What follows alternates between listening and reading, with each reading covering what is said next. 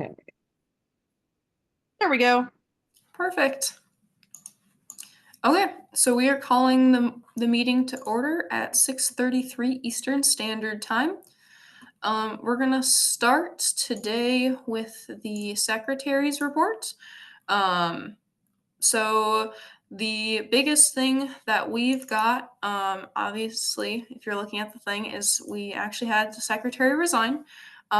So Rebecca was talking quite a bit, and it's a lot of work to keep it up. She also had some health problems and things. So she's gonna be around. She'll still be in the group. Jennifer, not Rebecca. Oh, yeah, Jennifer. Sorry. Sorry to Your interrupt. two names. I always switch your two names up. But basically, she's gonna help transition the new secretary in and everything like that. And she'll definitely be in the meetings and be sticking around. You'll see her in the groups. But we'll be looking for a new secretary. So we are also looking for a treasurer. So a lot of you also know Michael Rose has moved across the state. He's here tonight. He'll be giving our financial report. But he's getting out of quail, or out of breeding quail and selling.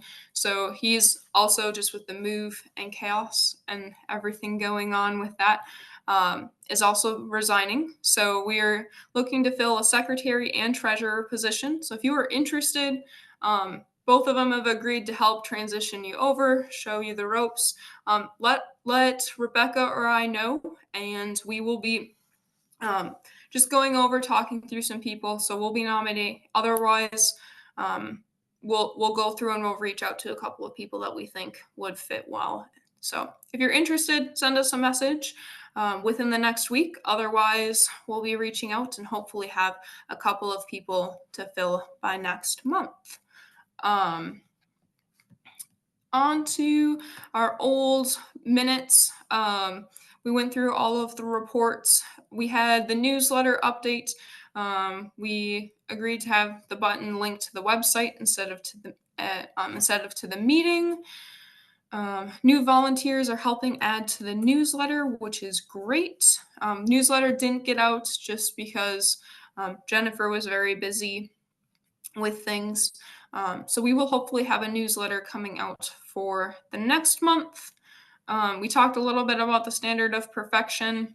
We are going to do, we had talked about a year recap. We don't have a year recap quite ready yet. Again, everything going on. So we will have one ready for the October meeting, and then we should be good to go. On to the other thing, we had approval for the bylaws. We're still working on it, but we're going to open, from the sounds of it, we're still talking with the officers. Rebecca and I are going to make a decision, but we're likely going to be opening all of the financials to the officers. So previously we just had the treasurer with access to the bank account. And in the case of things happening to the treasurer or anything of that sort, we're going to move the financials so that all of the board members have access to it. So bylaws will be updated to include that change. If you see anything there, that's what we're doing. And we'll also post that to the Facebook group with the addendum so everyone can see it and be completely open about it. There's no other secretary business to report. Moving on to the treasurer's reports. And Michael, I'll pull up the financial report he put together. So, and then hopefully be able to share my screen.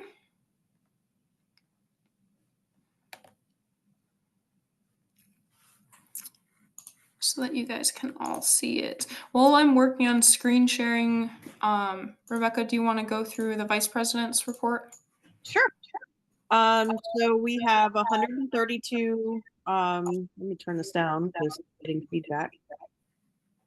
132 members, 17 junior members, 70 basic members, and 45 professional members. So that's pretty great, especially for just we're just now starting to do our renewals. or for 1 year of operation. So 132 members in, in that year's time is fantastic. And a neat fact for I'm still trying to work on sharing. That's why I accidentally left. We actually have more members than quite a few of the different breeders clubs. So um, Jennifer had made a comment in there just saying, "Hey, she's part of the Orpingtons Club." She's like, "We're a little bit bigger than the Orpington Club is in some of the chicken breeds, which is pretty cool."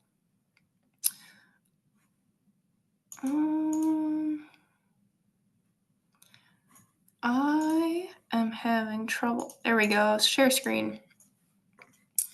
I'm just going to share my entire window. And we will go over to financial report. Yay, there it is. Is that big enough for you guys to be able to see all right? Yeah, I can see it. Okay. And I will let Michael take it away. All right. So just a quick note on resigning and selecting a new treasurer. I'm not actually getting out of quail, so it is just an issue of time management. So that's the reason there, primarily. So I'll still be around, still breeding a lot of quail. So I don't plan on giving that up anytime soon. I think they're too much fun. Onto the treasurer's report. This was year to date with the fiscal year ending July 31st. And so there's our total amount of membership dues collected, just over $4,200. We did not make very much interest off of that, but that's other funds coming in was the $4.01. Advice for the future treasurer, if there's going to be a significant amount of money sitting in the account, there may be a reason for opening some sort of high interest savings or something like that. But we haven't done that to date. All right. Next on there, some of the initial startup costs were a little over $1,000. That's the legal formation and the website setup. So those would not be recurring charges necessarily for future years. So you'll see in the budgets that I set up in the latter part of the report, those are not included because they were one-time costs. However, the rest of these are probably indicative of what will happen every year.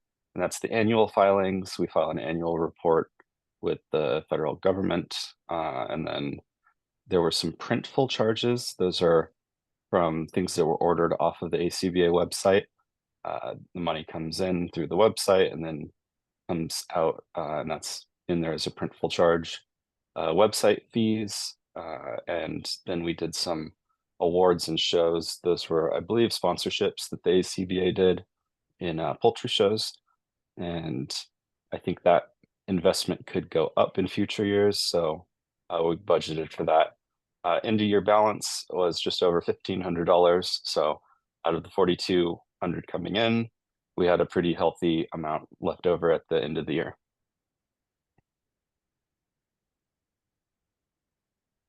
All right, this is sort of the breakdown. First column was basically end of the year totals allocated to what would be each budget.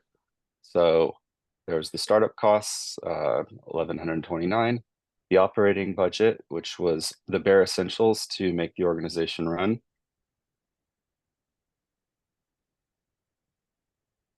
I lost it on my screen. There we go.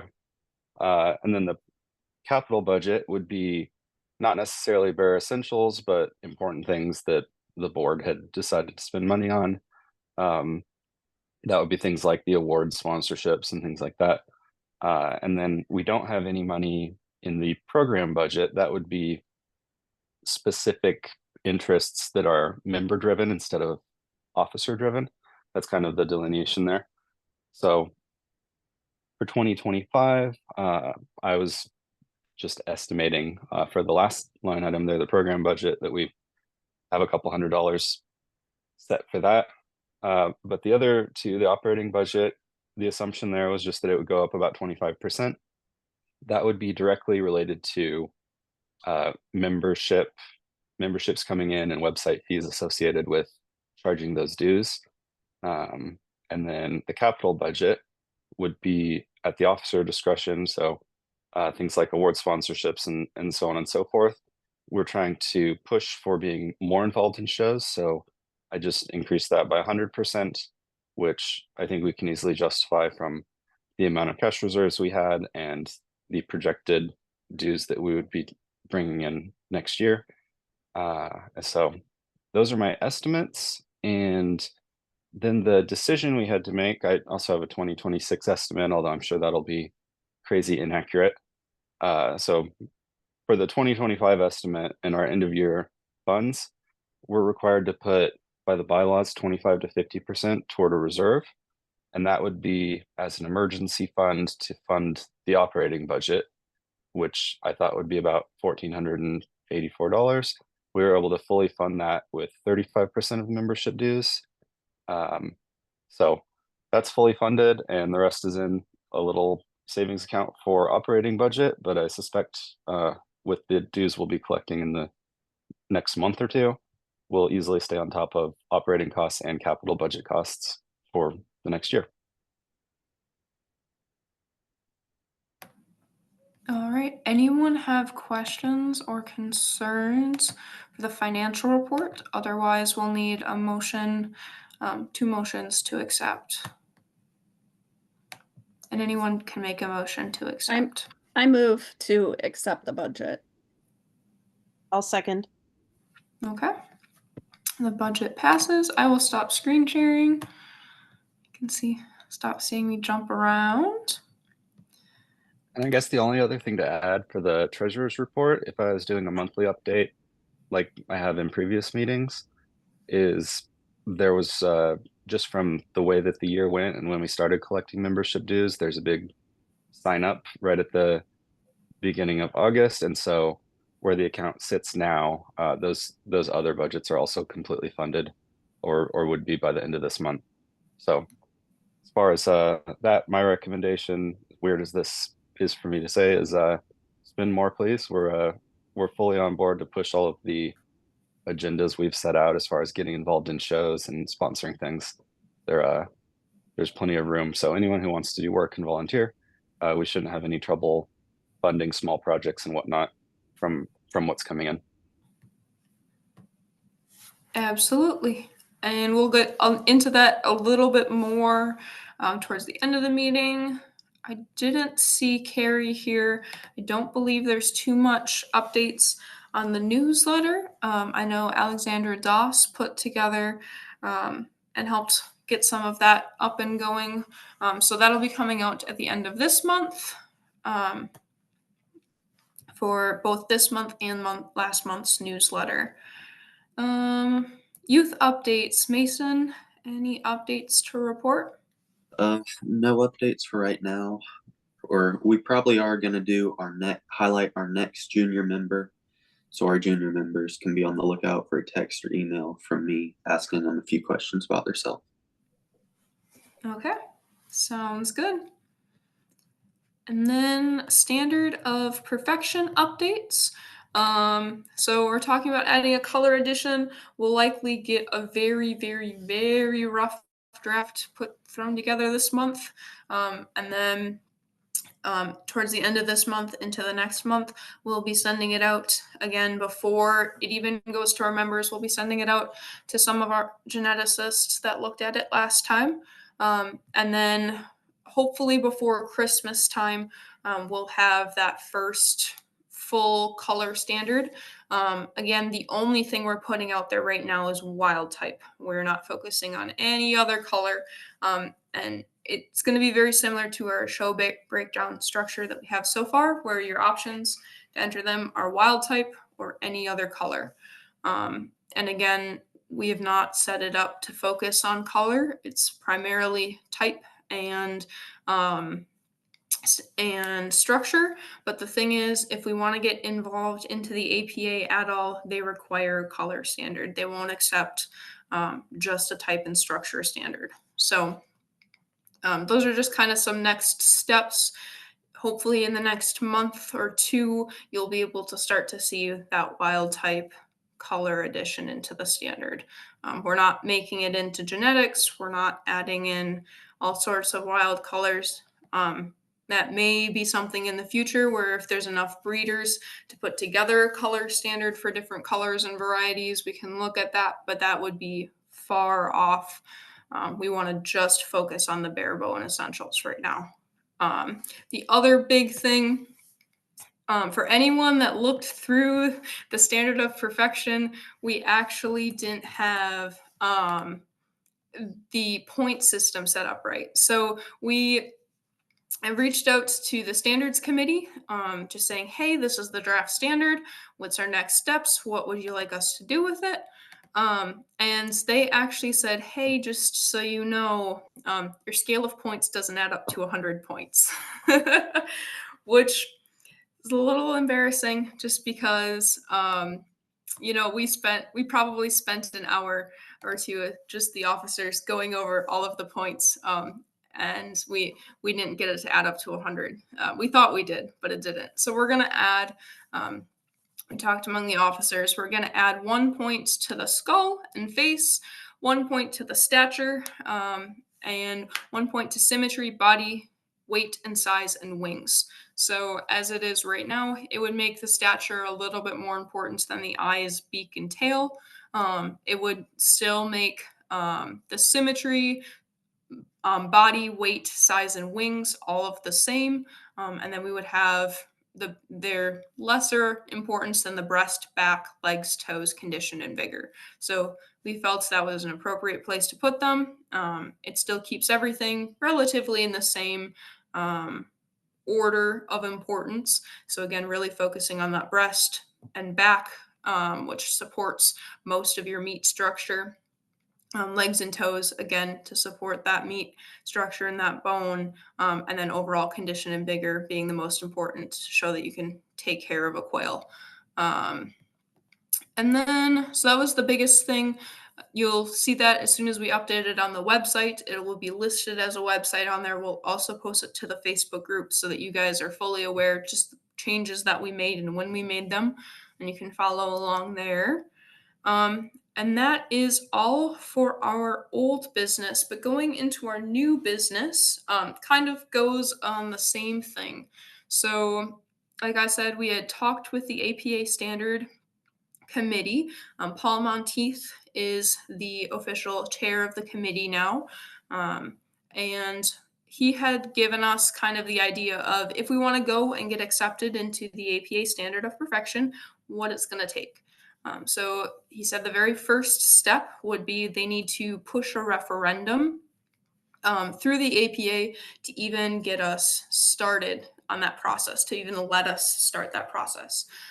It's not something we have to do, but it would significantly open up the people that we're going to be interacting with. It'd make shows much more accessible. It'd make a lot more eyes on the standard, people that are used to breeding towards a standard and breeding for type and condition and color and all of those things. So definitely worthwhile. That would happen in usually they send out quarterly newsletters. They said they normally send out that referendum would be something they push then. Before we push that referendum, we probably want to be getting it out to a few more people. So getting out to shows, getting the quail in front of judges, in front of exhibitors, saying, hey, this is what we are, this is what we're about. Majority of the APA members have not heard of the ACBA and may not even have seen a Coturnix quail in their life. So that kind of leads into the next point of there's a couple upcoming shows, 2 very, very big shows coming up for anyone in the chicken world, and anyone that's in the APA, a member can automatically vote on that referendum too. So if you're in the APA or you're considering joining the APA, please do. You can help push that referendum. It helps with shows. So it makes it a little bit easier to get into shows, a little bit more. You'll get more updates sometimes. But the two big upcoming shows that we can kind of decide if we want to reach out and see if we can be a part of, Ohio Nationals is huge. That's coming up in November. They're putting their show catalog out pretty soon if they haven't already. They're pretty strict about things, so I'm not sure if they would even entertain us bringing quail in or not, but it'd be worth a shot. And that would get us in front of probably the most eyes possible. So that is the big meeting point. Last year they had 12,000 birds. They capped it at 12,000, I believe. I could be wrong on that, but they did at least have 12,000 birds there. And it's considered the national show for many of their breed orgs. So you've got a whole bunch of different breeders clubs coming in with all sorts of different breeds and varieties and species across the board. You get a lot of the big name judges going, the big exhibitors and big groups all coming at this Ohio Nationals show. So that is, I believe, November 4th. I can post the exact details in the Facebook group. The other really big show coming up would be the Oklahoma Mega Show, obviously down in Oklahoma. So two very different parts of the U.S. The problem with the shows is the Oklahoma Mega Show is the week before Ohio Nationals. So it's not likely that people would get to be able to go to both unless someone wants to commit to driving across the United States with birds, which is a lot. The Mega Show is about one day. They're pretty open. They're a lot more beginner friendly. So they're open to a lot more people. They've got like a barnyard show on top of it. But they do have quite a few birds. I want to say last year they were sitting at about 6,000. And they have reached out to us in the past and said they'd be more than willing to accept quail and have quail come and be a part of their show. So that is the other really, really big show coming up that would also get it in front of a whole bunch of eyes. I think there's 3 national meets there. So there's still quite a few breed clubs that go.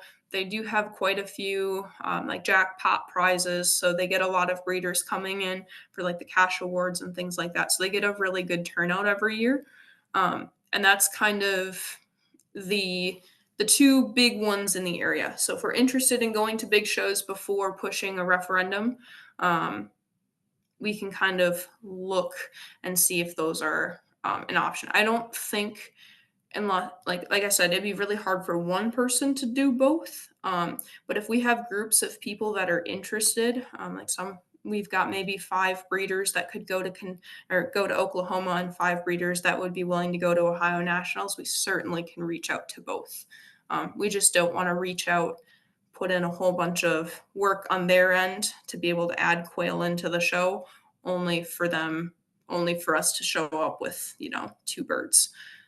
Usually, if we can sit with 30 birds or more,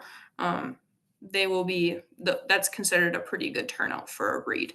And they'll accept anywhere above that. So like hundreds of birds is okay. Usually you'll bring a certain number of birds and you'll get a whole bunch of breeders coming in with a handful of birds each.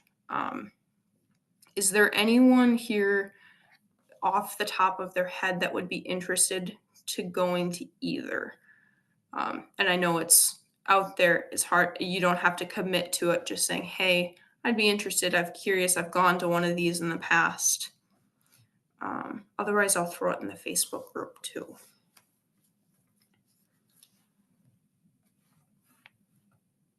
Okay.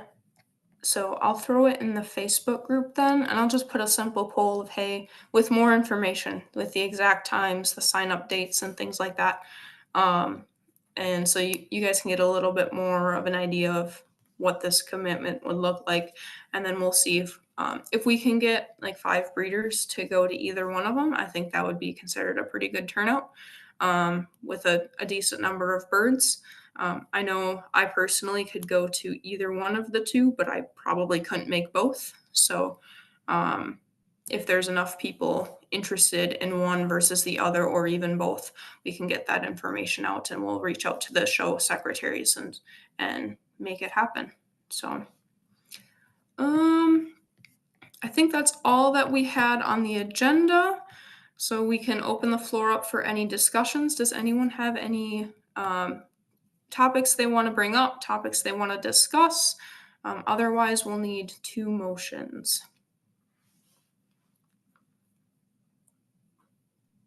I'd like to ask about, Michael mentioned that we have leftover money and that people can propose an idea to spend it through little projects and stuff. How would someone go about proposing that? I guess you could propose it in a meeting, or you could just contact anyone on the board, specifically the treasurer, or if you're working with someone on the board for that potential project, you could propose it to them, and they could run it by all the other officers to allocate funding for that in the budget. Yep, and meetings would be a great place. Like we said, we want to be very transparent and open about it, so we know where all the money is going. But we've definitely got room in the budget for. I'm guessing it'd be a youth project or something along that lines, to be able to push that through. But if you reach out to the officers, we can make sure it gets on the agenda too, and people are knowing about it.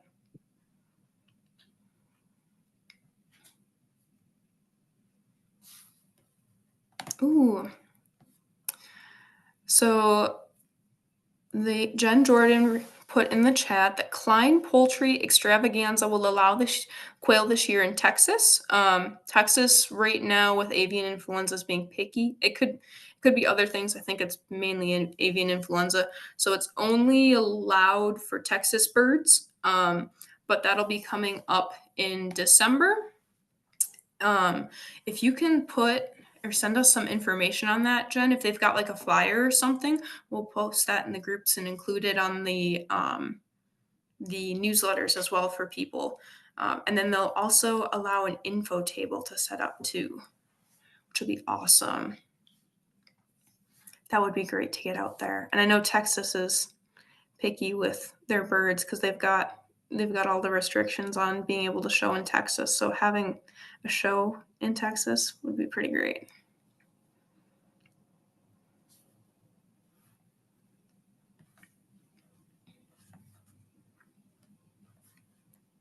Any other? Waiting to hear back from Blue Bonnet Classic as well. And I think Blue Bonnet's a pretty big one down south. I've heard the name quite a bit before. And that would be in January. So for all the Texas people, there's a couple of shows coming up for you guys that should be a little bit closer versus having to drive all the way up for something.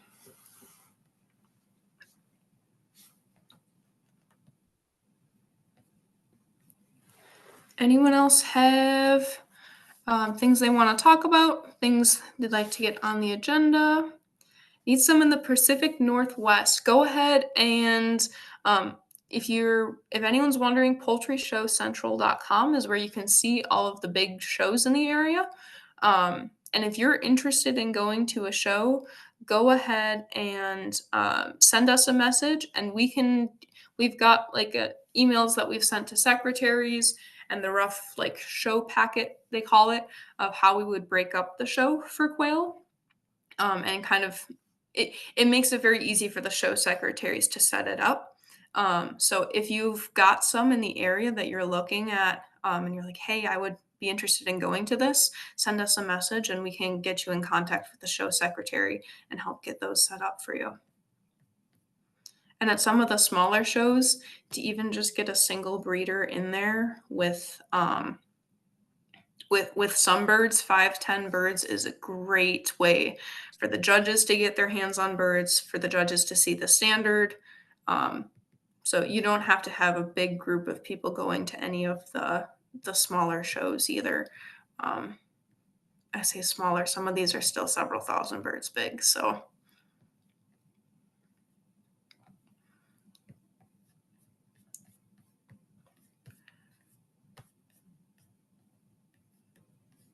Okay, well, if there's nothing else, I'll go ahead and motion to adjourn. Someone did before Hey, we have a Joe. second. Quick. I have a sneaking suspicion these people are in Arizona. I All this was gonna say some of the people are in Arizona. Some of the I was gonna say I'm up in Wisconsin. They're Yeah. all over. Upstairs in that room, still where we. Yeah, someone said, can we get Tuscan poultry shows running these? If you've got the name of the show, send one of the officers. Lay down, lay down, lay down. Whoop, there we go. If you've got the name of a show you want to go to, send, or like you want to bring quail to, send Rebecca or I a message and we'll figure out. Usually it's posted who the show secretary is or the email, and we'll get you connected, and we'll send the show packet that you can send to them. So yeah, we can. Now is the time to start getting into those winter shows. So usually about a month before the show to 2 months before the show, they'll get a show packet out. And once they get the show catalog out, it's a little bit harder for them to add an additional species into the mix, because they have to put a separate category in for their entry forms, especially if they do it online. Some of them will still like it if it's only 2 months out. Some of them are more than willing to still add you in there last minute, but the earlier you get talking with the show secretary, the less stressful it is for them and the happier they'll be.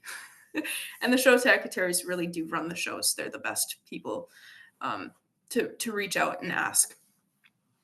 We like doing everything that we can do for them.